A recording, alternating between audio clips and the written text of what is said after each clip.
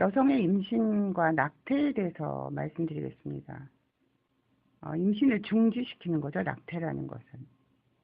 그러니까 자연으로 이제 임신이 중지되는 것도 있고요. 지금 낙태에 해당하는 건 인공적인 유산입니다. 과거에는 낙태 자체가 불법이라고 했습니다. 우리나라 모자보건법 상에는 그 예외적인 조항이 대표적으로 성폭력이나 본인 폭력에 의해서 임신이 됐을 경우에 법적으로 낙태가 허용이 가능하다고 돼 있었습니다. 최근에 헌재 판결에 의하면 그 사항이 헌법의 불일치라는 것입니다. 다시 역으로 말씀드리면 임신을 중지하는 것, 아기의 생명을 중지시키는 것, 낙태의 인공유산이 합법적으로 가능하다고 판결을 내리긴 했지만 사회적인 혼란 때문에 일시적으로 법령의 어떤 시행이나 이런 것을 기간을 뒤워서 유보하겠다 이렇게.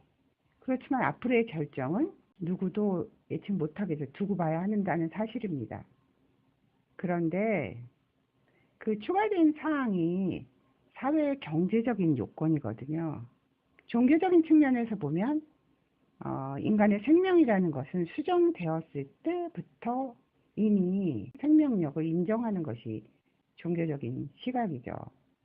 그 전에 여성의 낙태에 대해서 굉장히 부정적인 시각으로 성폭력 등에 의한 강제적인 원치 않은 그런 것에 의한 것만 낙태가 허용되었었고 그 외에는 대부분이 불법이었습니다. 그런데 이제 여성의 입장에서 보면 임신을 유지하는 자기 결정권을 존중하라고 얘기하시는 것이죠.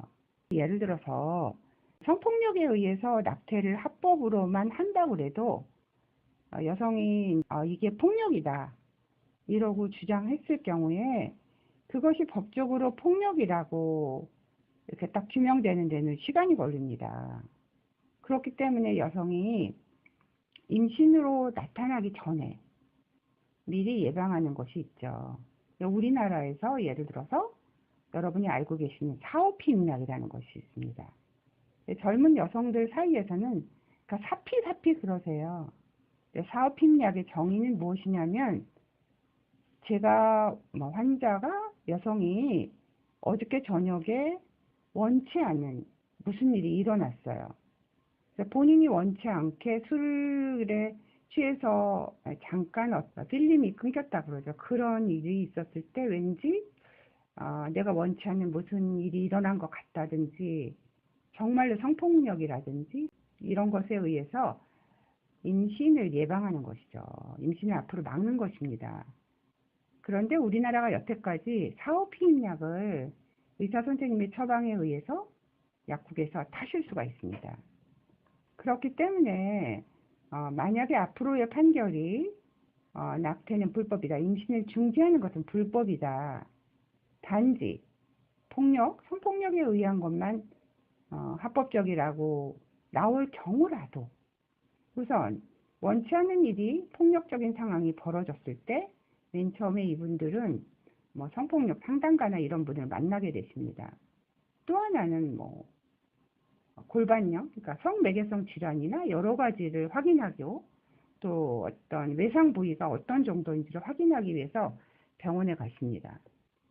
대부분이 그런 성폭력 상담가들도 피임에 대해서 얘기를 해주세요. 그리고 병원에 오셨을 때도 피임에 대해서 얘기를 하십니다. 현대 여성의 특징이 배란이 좀 불규칙할 수가 있거든요. 그래서 배란기가 이제 약간 불확실했을 때 폭력, 어떤 원치 않은 일이 있었으면 사오피임약을 드시는 것이 좋지 않을까요? 왜냐하면 그 정자라는 것이 체내에 들어가서 오래 사는 경우는 3일도 살 수 있거든요. 그리고 원치 않은 일이 일어났을 때 배란기가 불분명하기 때문에 예방적인 차원에서 나중에 임신으로 나오면 정말 난감한 상황이 벌어질 수 있잖아요.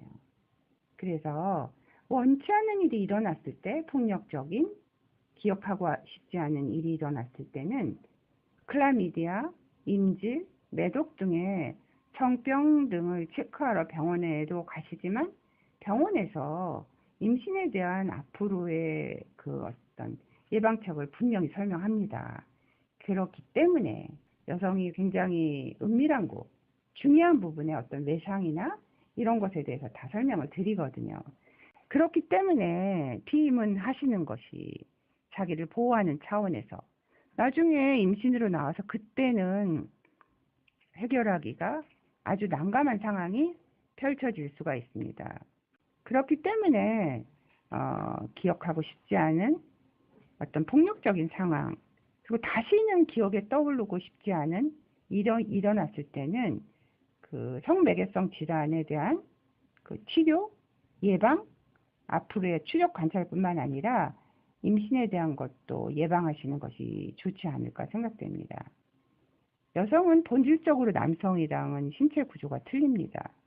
생각도 틀리고 행동도 틀리죠. 그리고 여성은 남성보다 훨씬 더 이렇게 체력적으로도 약합니다. 그러니까 남성과 분명히 신체가 틀린 그 조건을 갖고 있거든요. 쉽게 설명한 한 예로 경부암을 생각해 보십시오. 인유두종 바이러스가 원인인데 남성에는 크게 문제가 잘 안 되죠. 그렇지만 여성에는 수많은 경부암을 일으켰죠.